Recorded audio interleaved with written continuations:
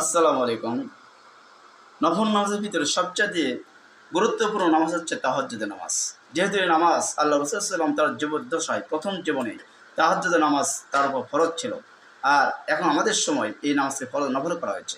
আল্লাহ তাআলা কোনো ব্যক্তি যদি নৈকট্য লাভ করতে চায় এই নামাজ বেশি থেকে বেশি আদায় করতে হবে। আর তাহাজ্জুদের দ্বারাই মহান আল্লাহ তাআলা উচ্চ মাকাম তাকে দান করবেন। মাকাম মাহমুদ তাকে দান করবেন এই তাহাজ্জুদের ফজিলত। যেহেতু মহান আল্লাহ তাআলা কোরআনেই বর্ণনা করেছেন, যখন বান্দা তাহাজ্জুদ পড়বে আমি তাকে মাকামে মাহমুদ দান করব। তার মানে উচ্চ মাকাম, সর্বশ্রেষ্ঠ স্থান।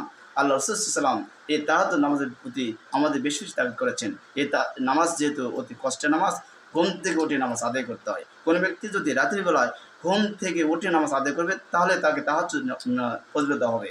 আর যদি সে একাধারে ইশার থেকে শুরু করে নিয়ে নামাজ পড়তে থাকে জাগ্রত অবস্থায়, তাহলে সে কিয়ামুল লাইল অর্থাৎ তার রাতের নামাজের মধ্যে গণ্য হবে। বিদায় তাহাজ্জুদের নামাজ হচ্ছে সেই যে ঘুম থেকে উঠে যে নামাজ আদায় করা হয়, এটি হচ্ছে তাহাজ্জুদের সময়, তাহাজ্জুদ নামাজ।